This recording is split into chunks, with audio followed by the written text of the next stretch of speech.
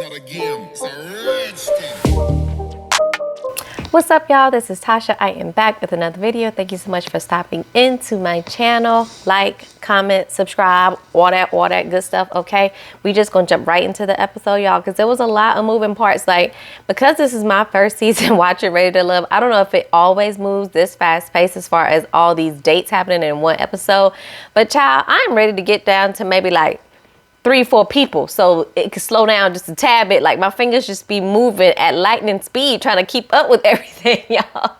But anyway, let's jump into the episode and talk about what happened, y'all. So the episode opens with the ladies meeting in the ladies lounge with Tommy. He lets them know that they are halfway through this journey. He asks the ladies how it's been going. They tell him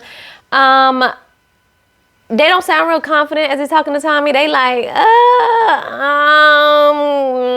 yeah, it's sounding a little sketchy with these men, okay? But the dates this week are for the ladies to really express their doubts to the men and lay it all out on the table. So, of course, at the end of the week, they will decide which guy is going to go home. We see Aries go on a date with Philip. She tells us, you know, that most of their connection is over the phone. They haven't really had any one-on-one dates, so she's excited to see him in person. He brings her flowers, which are beautiful. She says that she definitely needs someone who is ready to be a husband and a father to him. Phil says that, you know, he is nervous to like be on a one-on-one date with her, but their phone conversation has really been great, and he's been thinking a lot about her, so he's excited for this date to happen. And y'all, can I just say, like, I notice it every episode, but Aries is just gorgeous. Like, to me, she is the most beautiful woman that is there. And just like, I feel like whatever confidence she has, it just oozes through the screen. Her smile is just so bright. Like, she just, it seems to be everything. And I want her to find the great man that is going to complement all that she is ready to offer. Okay. Because I really love Aries. She tells Phil about their assignment, how they're supposed to discuss their doubts. So she talks about her kids and how she needs someone who is supportive and really accepting to them as well, because of course they are a total package, honey. He says he is open to having more kids, but that doesn't mean that he has to have them from scratch. So of course he's open to being a bonus dad. She has 2 kids. I believe he only has 1. So he's like, if we got 3 and that's what it is, I'm cool with that. We learned that they have both been married before. Aries has actually been married twice. So she kind of asks him if that scares him. And he's like, no, that is your truth. So it is what it is.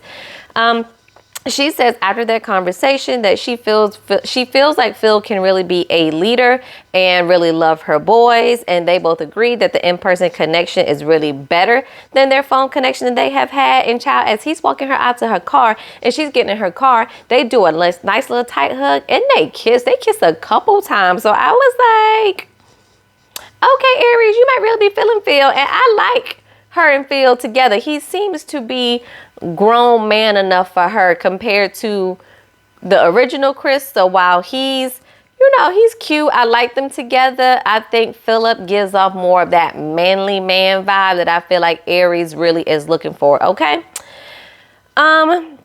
She says she sees a future with him, but of course she's also developing connection with the original Chris, so she has a lot to think about. We then see Sierra go on a date with the new Chris, so Chris 2.0, because she says she really doesn't know a lot about him. Chris says he's excited as well because he hasn't been able to spend time with Sierra. And, you know, they start talking about how the journey is going on their date. She says she's really trying to get deep because she knows that some of these guys kind of tell you one thing, and then after you keep talking to them, they tend to switch it up. So that leaves her with some doubt. Chris tells her that he has no insecurities. He's really big on consistency because how can you really develop with someone if you are not consistent with them? But as he's telling her these things, Sierra says, I ain't sure if he being real or genuine, but they on the date and she just gonna keep talking to him. Sierra girl, this is the first date that you've had with him. Like, to me, a lot of these ladies, I mean, granted, I know they all get together and they talk about these guys and things like that, but a lot of these men, especially when they're going on kind of new dates with women, they don't stand that much of a chance because the women already have so much doubt in their mind about the man that even as they're talking to the men and getting all these questions answered, they don't believe a word that the man is saying, which y'all stop wasting people's time. If you know, no matter what this person says, I'm still gonna feel like you looking sketchy out here. Why are we wasting our time going on a date? I know this is a TV show and all, but why are we doing all that if every time the man gives y'all an answer, y'all like, I don't know if that's the real thing. I don't know if I can trust him. I don't know if he's genuine.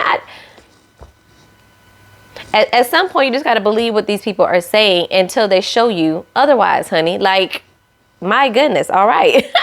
She asks Chris how it is, how she is with dating. So she tells him she loves, Birkin bags and Chanel's. And he's like, well, wait a minute. What if I have a rough patch and I can't get you, the Birkin bag or whatever? Are you going to look at me differently? And she's like, no, I will just, and he was like, find another man to do it. And she was like, no, I will just do it myself. And I was like, yes, ma'am, Sierra. Because I was with you on that if I like nice luxury items and my man can get them for me, I can still get them for myself. But also, girl, we just coming out the gate with Birkin and Chanel that you want your man to buy for you. Like, those are really expensive luxury items, and you have to have a special man with a damn good job in order for him to be able to continue to provide you with those items if that's something that you want your partner to give you, although you can give them to yourself. But she says that can be an insecurity for a lot of the guys because, she can get these things on her own and she doesn't necessarily need them to do it. So she was like, I don't know how I feel about, Chris's response to that. So next up, we see Jessica. She's meeting with the original Chris for lunch. He's like, oh, this is a nice surprise. So I guess he did not know she was coming. I don't know how. I mean, obviously, y'all have been in some type of communication if she knew where to find you. But okay, we're going to act like this lunch was a surprise, okay? But she meets him at his work site because they're both super busy. Jessica says she loves the communication she has with Morier. But Chris, on the other hand, is not as consistent. They talk about work. She tells him, that she has work to do on this date, which is to express her doubt with him. Chris really says a strong woman is attractive to him, and he tells her that, I know at work you really have to be strong and assertive, but then, when it comes to me, if I'm your partner, I really need you to be soft with me. And I cannot argue with him about that. It seems like Jessica was like, he wants me to just be this prissy, dainty girl. And that's just not me. But that's not what he was saying. He just needs to see the softer side. When you're with him, you don't need to be as strong and as assertive. Trust me, coming from someone who is currently working on that, because somebody's trying to give me the soft girl life and I am welcoming the soft girl life, but it is different, okay?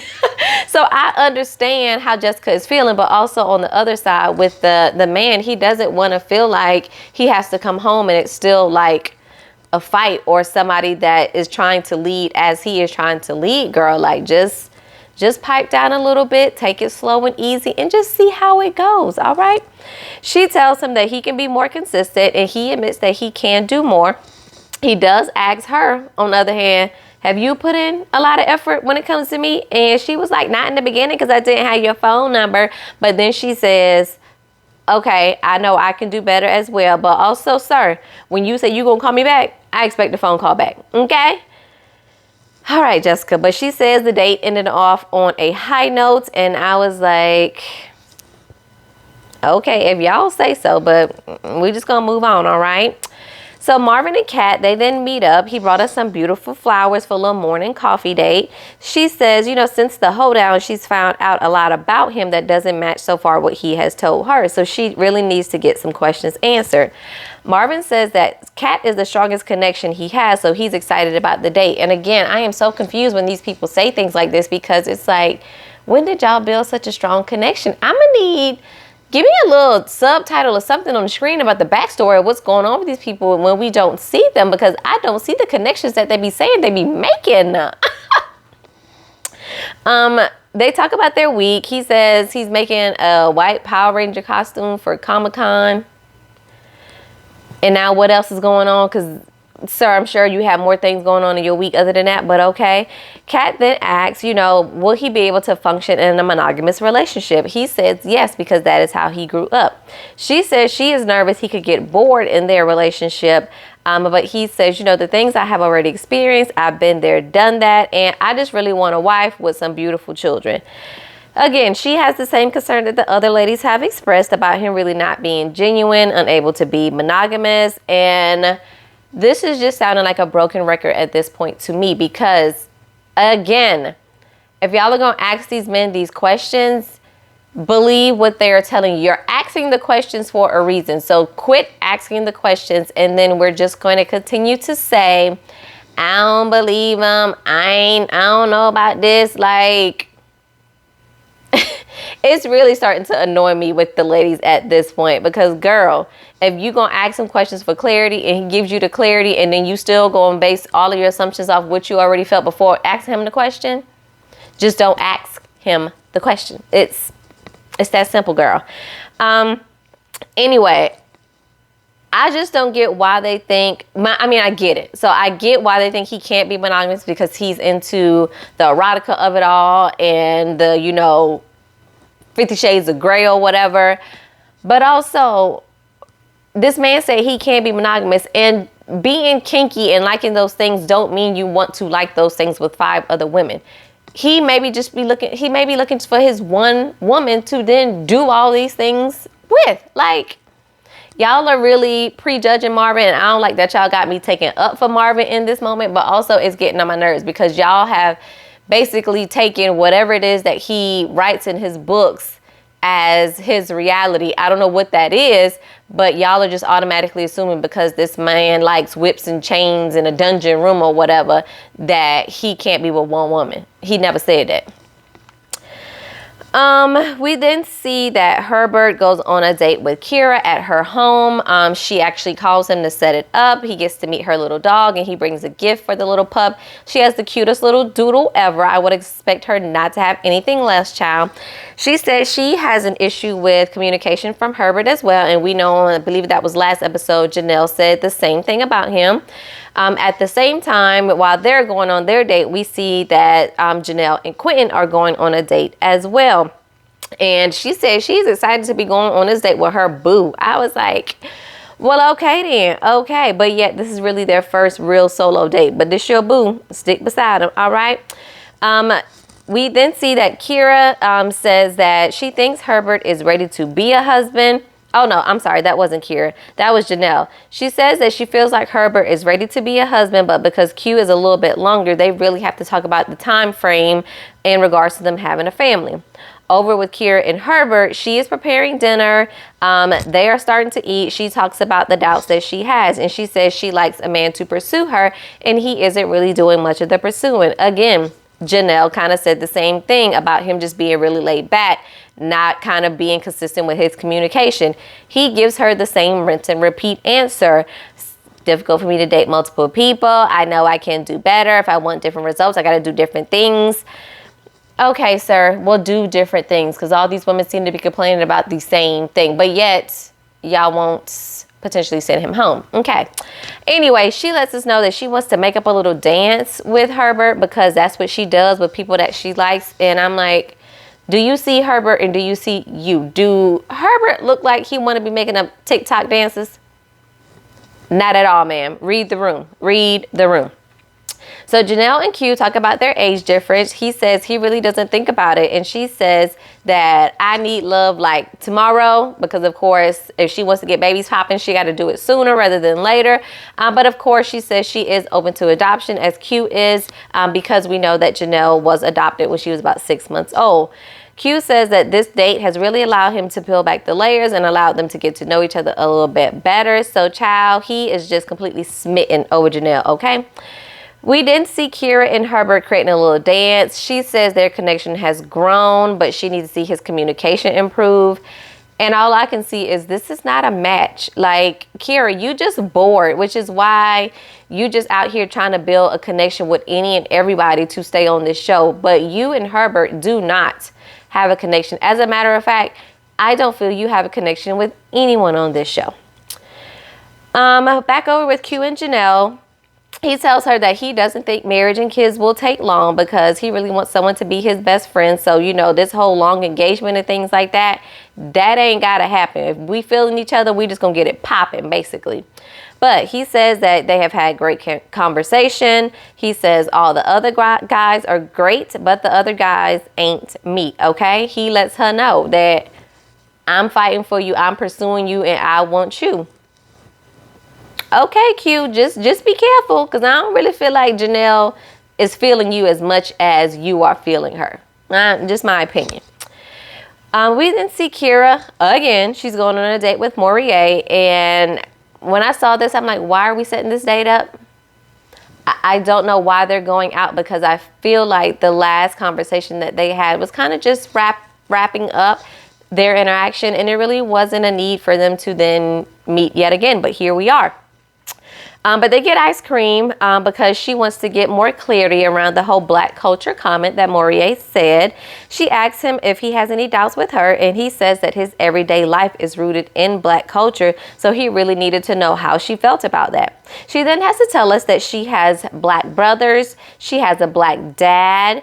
Well, Kira, this is like you telling us you had black cousins last week. Duh, girl. You are black.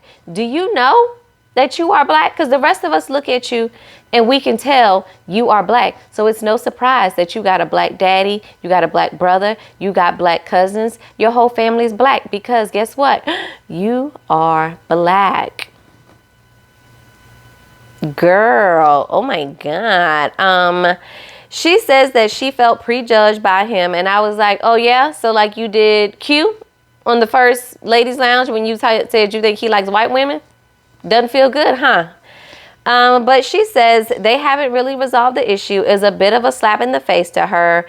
And I feel like this whole conversation was read and unique all over again about the thought job comment. Like, why do we need to rehash the things that we don't like that somebody said about us? If you don't like somebody, you just don't go on no more dates with them. We don't got to keep talking about it, okay? All right, let's move on. We then see Marvin and Lee go on a date. She says that the things that Marvin has already pointed out to her does not pique her interest. Why are we here then? Why are we here? Just questions that need answers. Marvin says he is excited to see what she thinks about him, but he said she hasn't really put in any effort on her part to feel like she wants to be pursued. She asks about his temperament, and he says, I just really like to have a good time. I really like to do voice impersonations. I like to laugh. Go watch movies and things like that. She asked him what's his favorite movie. He said Jurassic Park, and then she kind of looks at him like, so you said you like to, impersonate the characters you see on the movies, so you out here being a dinosaur. And y'all, I had to just chuckle to myself because Marvin low-key looks like a little bit of a dinosaur. I know that's mean, no tea, no shade, but he does. So I was like, that would fit his personality perfectly. But no, he said not the dinosaurs, but the people in the movie, child. They have zero connection. He tells her that she is a catch, and she says, well, thank you. It's just, make sure you're getting caught by the right person, all right? She says she isn't sure if his lifestyle preferences really align with hers. And he tells her, of course, that he is willing to compromise because a lot of these plans he has made as being a single man, not with a partner. We've heard Marvin say this over and over again. But of course, she does not believe him. And she says she does not want him to push down his true desires to basically accommodate her or any other woman. Y'all are tiring with Marvin. So the ladies are all meeting back up in the ladies' lounge to discuss the men and how the dates went this week. Aries says she's connecting with Phil the most. Janelle shares the details about her date with Quentin, and Tommy says he really gets grown man vibes from Q. Kira says that the longevity with Herbert would be fun, but his consistency is questionable. Jessica shares the same issues with basically the original Chris. So the bottom guys seem to be Chris 2.0 from the ladies. They feel he is really lobbying for himself and not really getting to know them as he's talking to all them. But then as they were saying that, I was like, well, y'all are kind of asking him questions, and you got to kind of get that baseline information out. So yes, he may repeat himself to all the ladies, telling them about, who he is, the job that he's done, what he likes to do. Yes, and anybody who has done any type of dating, it's going to sound like you're in a job interview for those first few phone calls or in-person meetings, because you're just asking all of these questions to get to know the baseline of the person. And then y'all kind of move into the deeper connection. So I really didn't get why they were upset or felt some kind of way about him doing that, because I'm like, That's just part of the course of meeting someone initially and getting to know them. But anyway, Marvin, of course, is on the bottom again as well. Jessica does share a little tidbit of information and says that he says he is a stag. And we learned, well, I learned because I didn't know, that a stag is a man that likes to see his partner with someone else. And I was like, oh, wow. So Marvin is not really, he can be monogamous. He just, maybe want a threesome every now and again. Ciao. Okay. The other ladies also have Morier on the bottom, but Jessica and Janelle say they both like him. Kira, of course, has to let us know that the black culture comment from Morier just really rubbed her the wrong way. But as she is talking about him, she mistakenly calls him Marvin. And I was like, girl, you knew that man's name. Like, you was being shady. But then Janelle and I think it was Jessica kind of rolled their eyes or had something snarky to say under their breath.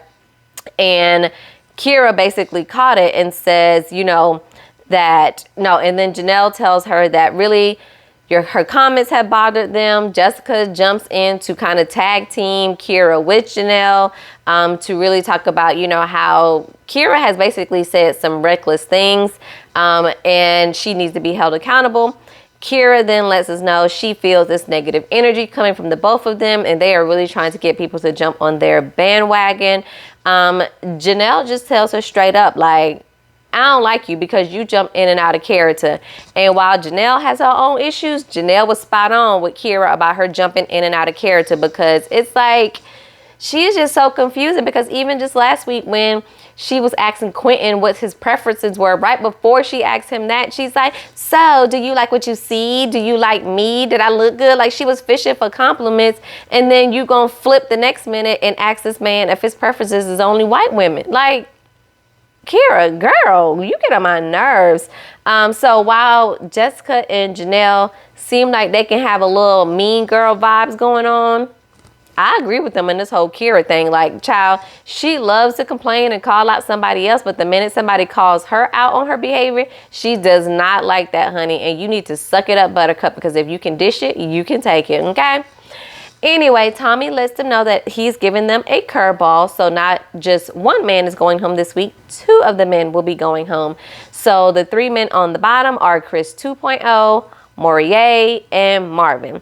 We see Kat is meeting with Marvin, and she says she is really anxious about giving him his feedback.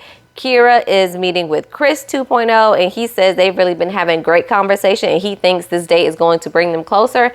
And I was like, sir, think again. This is not that kind of a date, but okay. Then she actually starts talking to him about doubt and says that she really wants to know that he is who he says he is. And I was just like, Kira, understand the assignment. This date that you're having right now is not a continuation on what the dates that y'all have done this week. This date is to let Chris know straight up what is happening and whether he is in or out, honey. Okay? We then see that Lee meets with Morier, but he says his head is all over the place because he knew the ladies met this week. So he just wasn't sure what to think going into this date with Lee. Kat tells Marvin that the ladies felt like they couldn't align him with what he was saying, because basically what he says around the different women, it just ain't all coming together and making sense, okay? Kira tells Chris that the ladies feel he is really selling himself, and he's like, well, how are they supposed to get to know me if I don't tell y'all about me? And I was like, exactly, Chris, like, how are y'all supposed to get to know him if y'all just don't get this information that he is trying to tell y'all kind of out the way, and y'all give him a chance to then be like, okay, I know your name, I know what you do, I know a little bit about your past, I know your mom and them a little bit. Now we're gonna dig a little bit deeper and see how we can connect romantically on a relationship. Like, y'all didn't let him get to that second layer of everything, but okay. Lee tells Morier that he is really giving the homie vibes, and he is like, yeah, definitely don't want to be friend zone. And she's like, no, not friend zone, but the homie. And he is definitely giving the homie vibes with all of these ladies, okay? And I think the difference is if you friend zone somebody, y'all could potentially still probably be cut buddies because you got a little bit of attraction to them, but I don't think that's what the ladies feel when it comes to Morier, child. Anyway, Marvin lets Kat know that he does not customize himself to fit whichever woman he is talking to, and he's been consistent in what he says. And actually, I have to agree with Marvin. I think he has been consistent in what he says. Now, whether that's what the ladies want to hear from him, that's a different story. And whether they agree with it or believe him, that's different. But I feel like he's been telling them all the same thing. Chris says that basically he won't pursue someone that isn't given the same energy. When Kira brings up that one of the ladies mentioned that she gave him her phone number, he didn't use it. And it seems like he did use it, but they didn't respond back to him. Child, the ghetto. Lee then tells Morier, somebody didn't appreciate his black culture comment. Of course, he knew exactly where that was coming from, so he laughs about it. We see that Kat tells Marvin that he is not ready for love, so he is out, but he's glad he still took this chance. Back over with Lee, she tells Morier that they feel he is still ready for love, and he says he's really willing to do more. Although he already felt like he was putting his best foot forward, he will take the advice that the women are giving him, and then he will try to do better going forward. So with Morier being in, we now know that Chris 2.0 is going to be going home. And I feel a ways about it. While I don't think he really made a connection with anyone, well, not that we saw on the show, I do feel like Chris was being authentic. Again, I just don't think because he hadn't connected with anyone, there was no connection strong enough for somebody to kind of really fight for him as some of the other guys like, Q and Herbert and, those guys that they already had with the ladies. He just didn't have anybody to really vouch for him or really like him. So it was like, if you stay cool, if you go cooler, in the words of Kat. But child, that was the end of the episode. Next week, we see that the ladies are meeting with some of the guys' exes. And child, we already know that's going to be full of mess. So let me know what y'all thought about this week's episode of Ready to Love. Drop that in the comments and say what lady or ladies do you think may be going home next week.